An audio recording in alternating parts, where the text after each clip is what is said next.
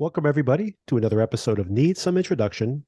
I'm your host, Victor, and in today's episode, I'll be primarily breaking down the most recent episode of Silo, the Apple TV Plus science fiction series, an episode called Flamekeepers.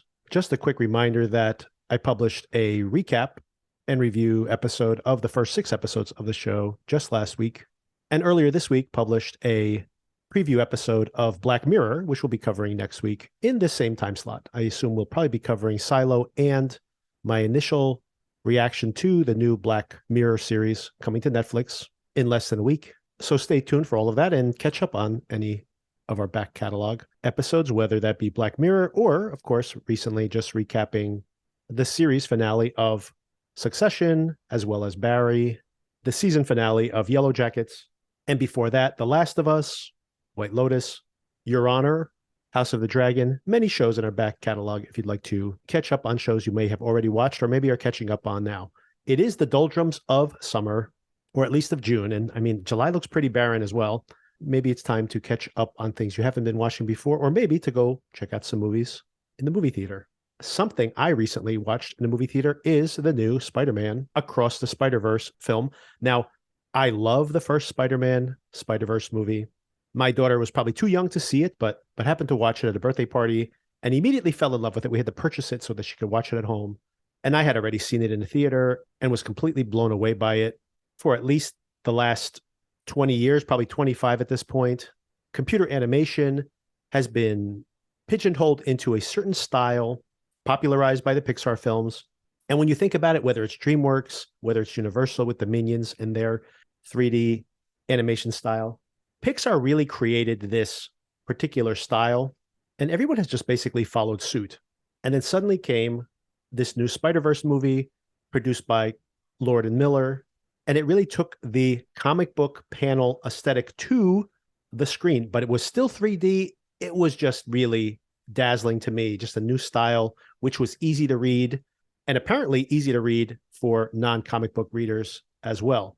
I was a casual comic book reader when I was younger, really just into Batman, and really got into Batman around the time of that first Tim Burton film. Never became a hardcore comics reader, but here was a film that gained mainstream success, internationally even, and so rooted in this cartoon comic book style. And now here we are with this sequel, a direct sequel to that film, which expands even further into this comic book storytelling and visualization. All this is to say that that first Spider-Verse movie was transformative, and I loved it. And it's still one of my absolute favorite films of the past few years. So my expectations were very, very high for this film.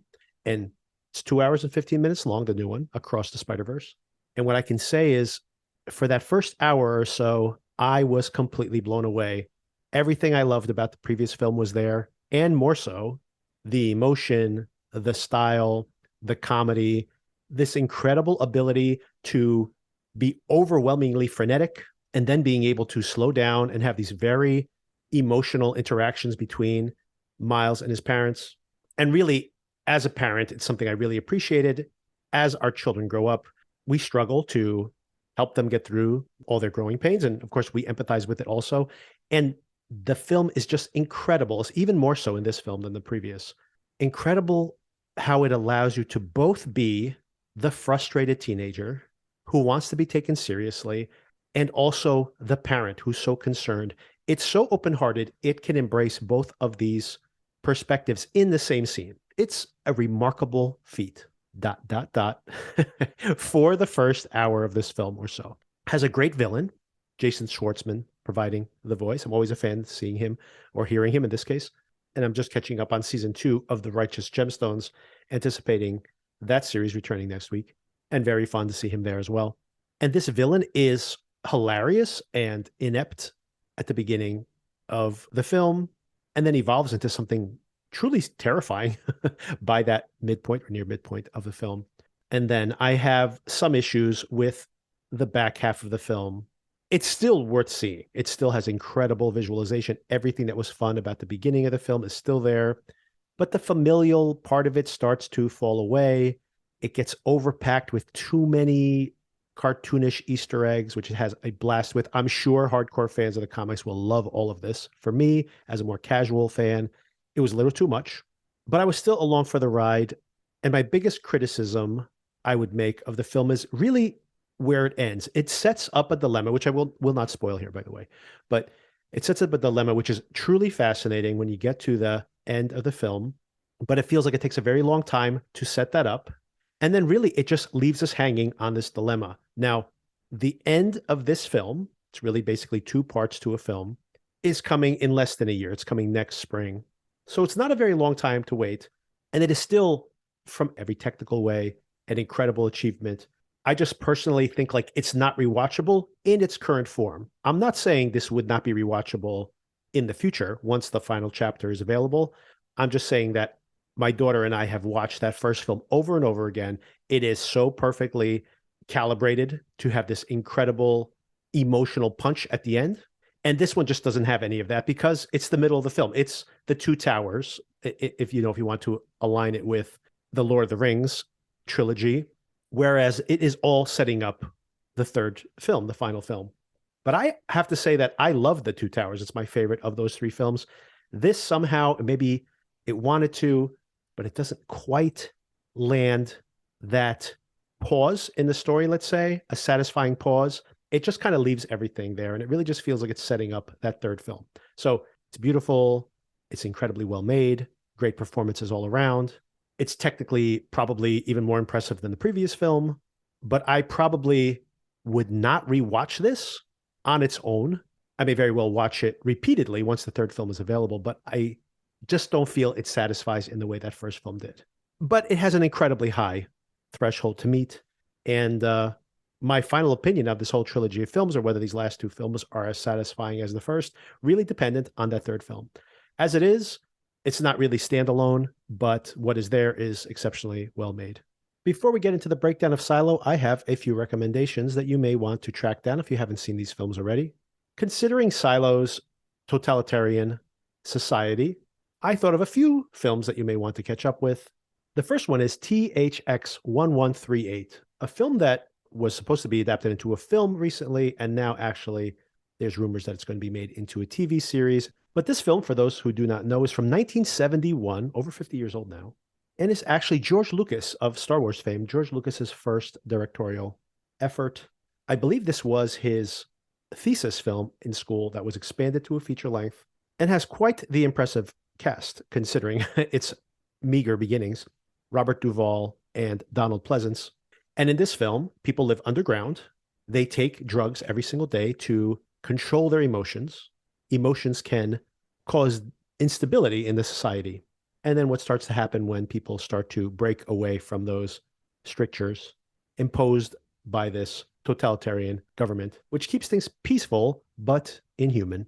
This one, I believe, is not available to stream anywhere, not even at Canopy or Hoopla, these library apps. But do check your library. I did happen to find it on Blu-ray at my local library. So check your library or rent it if you're curious about that. You want to see Lucas's first film before Star Wars. And of course, before Star Wars, he had the huge success of American Graffiti. This is before all of that, 1971. But incredibly influential to most of the dystopian films that we've seen in the past decades. And once again, that's called THX 1138.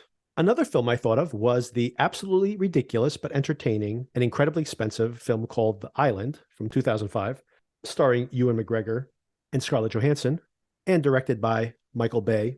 And this film is about a group of people who live on this island in luxury, basically a giant spa they live in. But there is a dark secret, which I won't spoil here, but I'm pretty sure the trailer gives it away. So I'm not sure why they gave it away in the trailer, since it is kind of a mystery in the context of the film.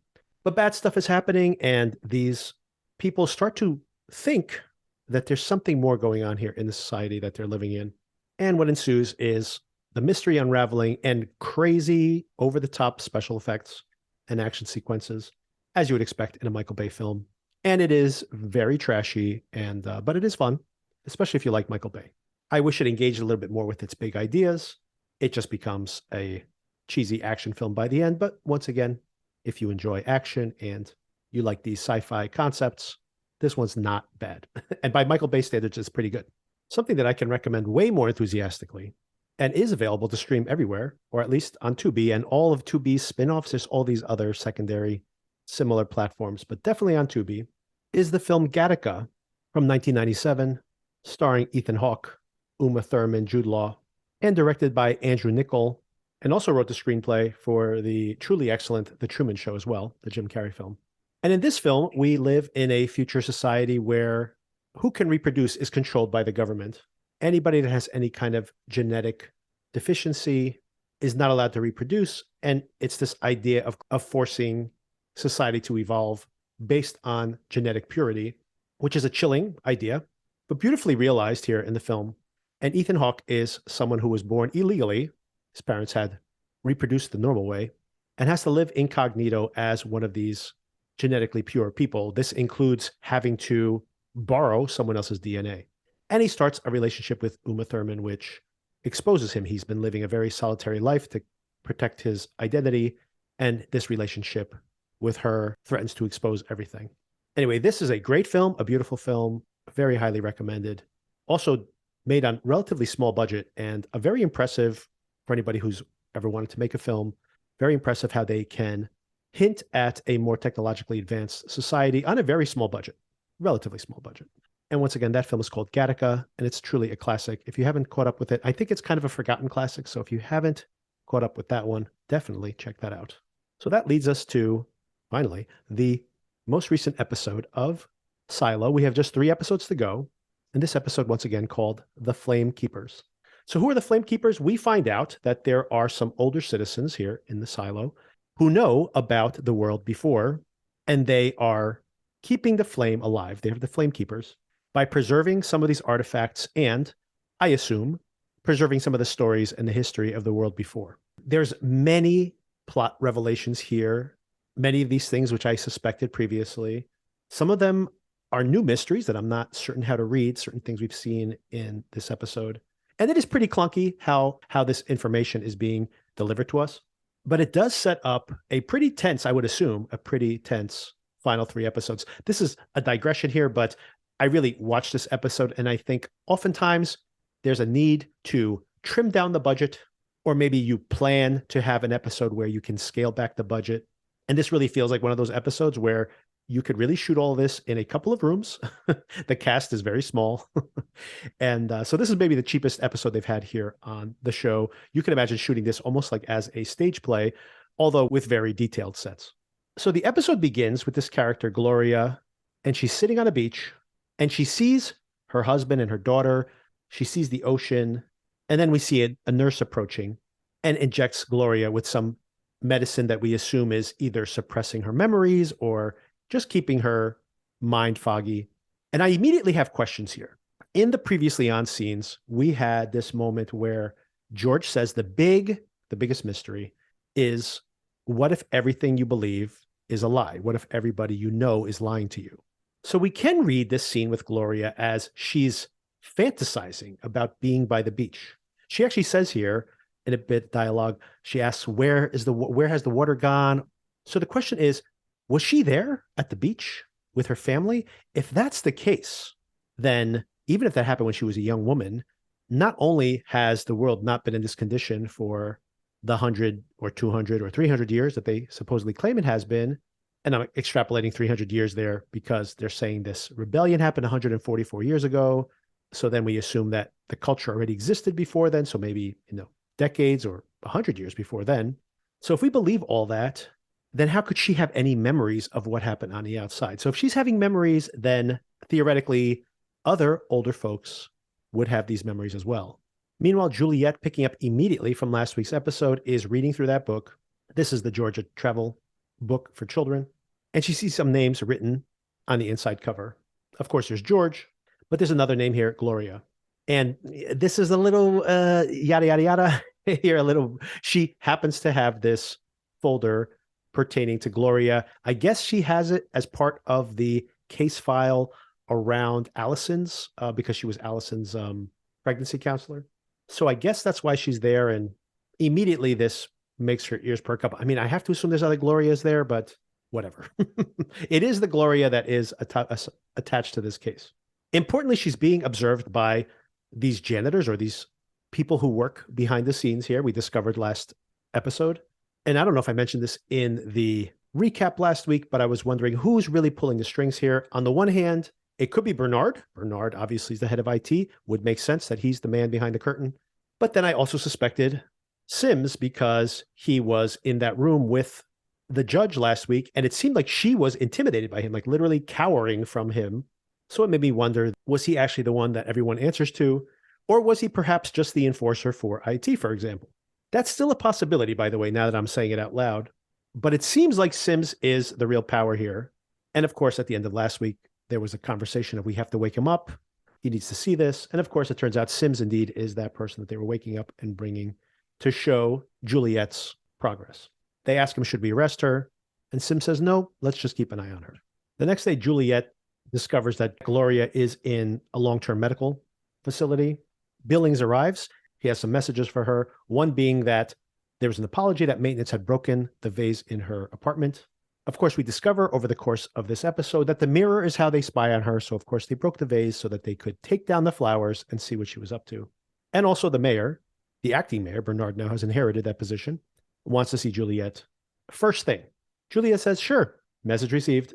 I'm not going to do any of that. I really worry about, I mean, I guess by the end of this episode it's a moot point, but at this point, I was really considering, like, what is she doing here? Like, by ignoring all these people who she must realize at this point could be very, very dangerous to her. She needs to play this a little more politically. Maybe that is just in her nature that she's not a very political player, but she does seem smart enough to know that she needs to pretend at least to be playing nice. Juliette, of course, goes to meet up with Gloria to interview her, tries to take her for a walk. A few interesting things here. Judge Meadows has issued an order so she can't be removed from the facility. And the nurse saying that she has these hallucinations. Just interesting because of the fact that, does the nurse believe this, that what she's rambling on about is just hallucinations and that she's truly mentally ill? Or are they familiar with this protocol that people come in and when they're trouble, they get drugged up? I'm not sure. I'm not sure how many people here are in cahoots with maintenance and the powers that be, or if they're just doing their jobs day to day and not questioning the party line. Meanwhile, Billings is spending some time with his wife, who comes to visit him at work, brings his daughter there as well. And they're interrupted by a radio call that there are fights breaking out. So there's a lot of instability brewing within the silo.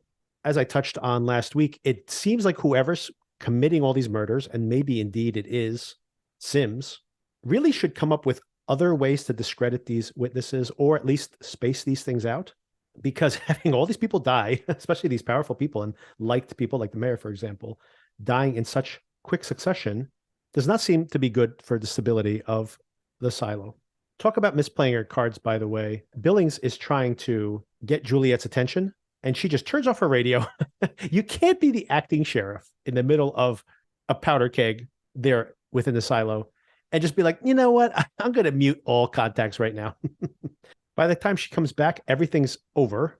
And she's like, what happened? This brings up that idea once again is, what is the purpose of the sheriff? She's just one person, but it's more about the symbolism, right? Society exists. We have these people in these roles to create the illusion of order, that there is recourse if something bad happens to you, that somebody is minding the shop. And of course, whether you have three figureheads in office or not doesn't really dictate whether a society is functional or not, but it does give you the semblance of order. And if there's some subtext here in the show, that is definitely one of the themes here of how you just dress people up the right way. And then people feel like, hey, I'm in a society. So someone has a plan and I'm part of that plan, and how that just gives people a sense of calm and maybe on the negative side, apathy. But when that facade of order starts to fall down, chaos can spread very quickly. Billings at least has covered for Juliette when Bernard comes and asks questions. Billings finally has a real heart-to-heart here with her and says all the things I've just been saying. You're neglecting your duties.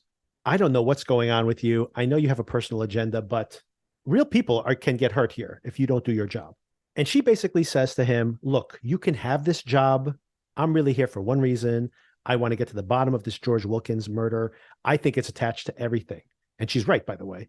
It's, of course, related to the murders of Ruth and Sam Marnes and Trumbull that spy who was thrown over the railings last week. And of course, everything's even circling back with Allison going out to clean with the Gloria connection, and through her, even the sheriff's departure in the first place.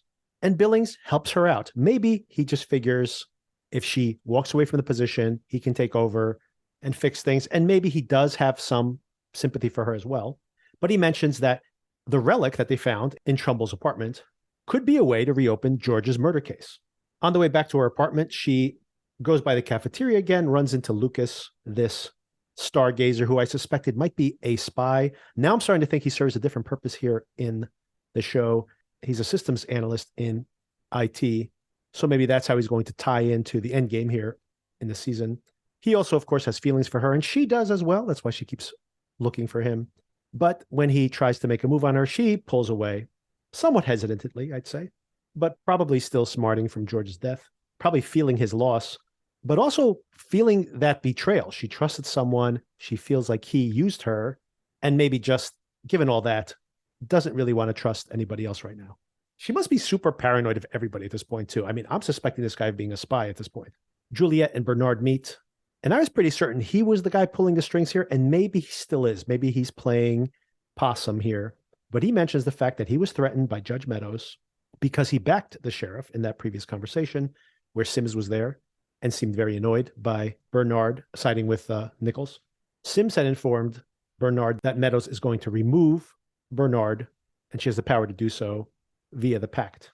Bernard mentions that he tries to stay out of the way of judicial, but he's afraid that if they depose him, they'll get access to his servers. And apparently there's information, there's communications on those servers, everybody's messages to each other, and he's afraid of what they might do with that information. After all of these checkpoints along the way, Juliette does finally make it to Meadows' apartment. If you recall, this has been quite a trip for her. She's been with all these delays, but she was trying to get Meadows to allow her to remove the medication from Gloria so that she could question her.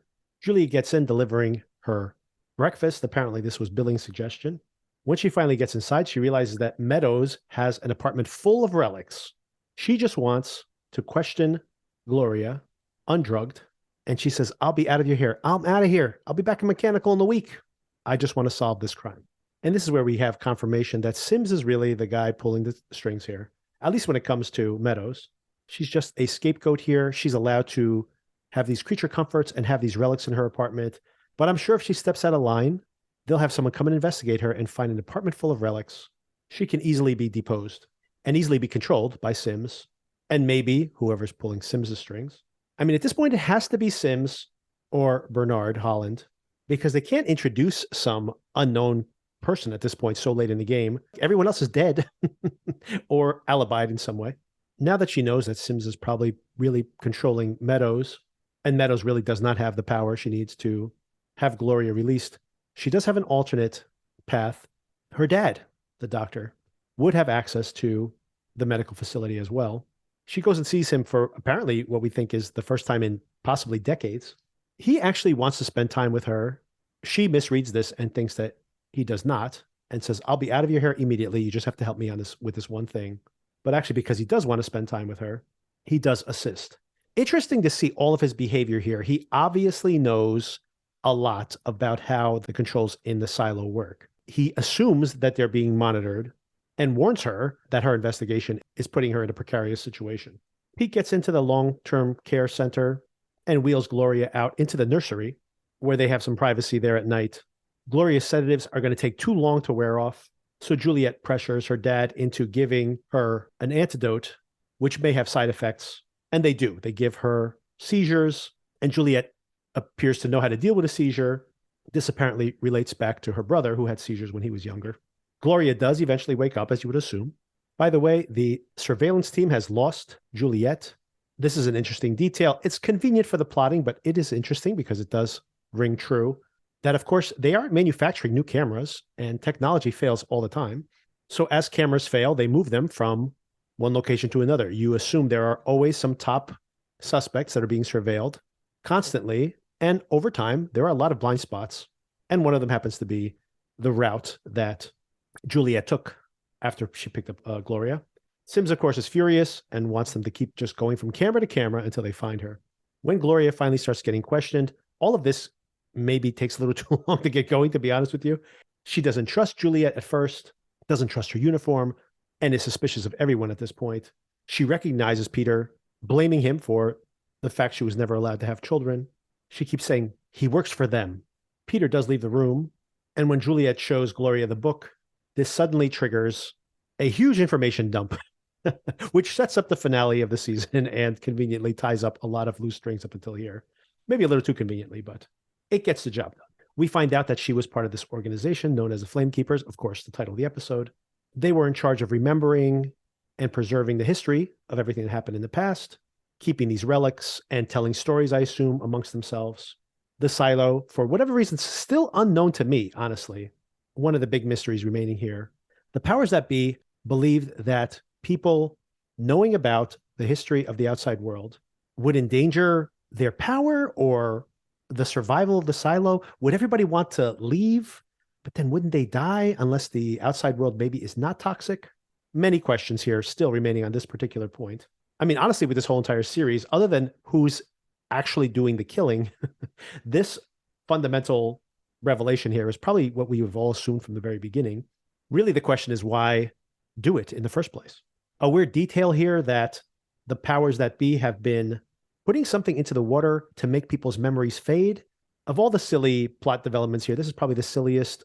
How do they control the degree of the memory loss? Is it only memories from a while back? I assume they can't control exactly what memories are lost. So I am curious as to how this memory erasing chemical works, and we may not get a satisfying answer to that. What I'm curious about there is when they're saying they're losing their older memories, it goes back to the very first scene here in this episode. Does that mean that they are forgetting the stories that their parents told them? Or does it mean that they're forgetting the events of their youth? And is the risk of the relics in triggering those memories, not of stories? Because, I mean, you could just say, hey, grandma told me a story. What does that mean? Of actual memories, because that, of course, could be much riskier. So there's another mystery still that I'm still very curious about. We also have a very sad story here that Gloria was very much in love with her husband, but since they were not able to have children, she left him and wanted him to hate her. So it's really tragic when you think about the decisions that she must have made.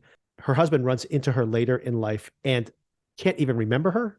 And this is exactly how she wanted it, even though she still loved him. And she dedicated herself to being a flamekeeper and apparently was friends with Juliette's mother. Another reason that she's sharing all this information with her. Her mother's name was Hannah. By the way, next week's episode called Hannah. So we're going to find out a lot more about Juliette's mom next week. This book, by the way, had been given to George's mother, which of course is why George's name is in it as well, and how it ended up with George's ex-girlfriend. And Anne had been friendly with Hannah. Another interesting mystery here, Gloria mentions that she was always surprised that they allowed Hannah to have children. 2 children, of course, at least that we're aware of. And she mentions to Juliette, Hannah was not a flamekeeper, but she had the same curiosity. I'm wondering now if she was a spy, maybe. That would be an interesting twist here, that her mother was working to keep tabs on these flamekeepers and maybe was seduced by their vision and their mission. And I wonder if Peter knows all of the details, what she was up to, and whether that be as a flamekeeper or as a spy for the silo. We get towards the end of the episode here. Juliette, honestly, is giving her dad a really hard time. I know he hasn't done a great job of staying in touch with her. So granted, yes, not great on his part there. But she attacks him with suppressing the reproduction there at the silo. He tells her a couple of things. One, of course, I would assume by default that he really had no choice. If these people can make you disappear, if they can make your family disappear, if they can kill you if they want to, I mean, how much choice do you really have? And second of all, that he was doing it for a good cause. There was a genetic disease, perhaps the one that we've seen here afflicting Billings, that was going to run rampant through the population if they didn't control who was allowed to reproduce. Yet another unanswered question. Is that what they're still doing? Are they giving you the illusion that you'll get a chance to reproduce? If that's the case, why not just admit to people that there is this genetic risk? Most people would not take that risk, but maybe knowing that is too depressing for people to accept. So just giving them the hope that maybe better luck next time keeps them from getting overly depressed. That's a possibility. Another possibility is that it did begin benevolently, and now they're doing more control of the population. Once again, unanswered at this point. Juliette finally does pop up on one of these cameras yet again. Juliette has a story. Gloria was found by one of the deputies just wandering around the hallway. Sims is practically at the end of his rope here, but still does not pull the trigger to arrest her. Not sure why. Maybe she's too high profile because she's the sheriff. And as we get to the very end of the episode here, Gloria wants to see the book one last time. This is back in her room. She mentions to Juliette that her flowers are gone. The sheriff had put them right in front of the mirror. Juliette suddenly pieces together all the mysteries of the show up until this point. The note from the sheriff to double the flowers by the mirror, because of course he knew that he was being watched. And even remembering the camera, she's not identified it yet as a camcorder that she gave to her friend to repair. And suddenly realizing, I guess in this moment, that it's a camera. They have cameras behind those mirrors. She doesn't know what a camera is, of course. Well, I guess they do know what a camera is, right? They have one outside. You have to clean it. Yes, so they do know what a camera is. I think she's just finally realizing, wait, of course. They should have thought this a long time ago, honestly. If you can have a camera on the outside of the silo, you can have cameras on the inside too, people.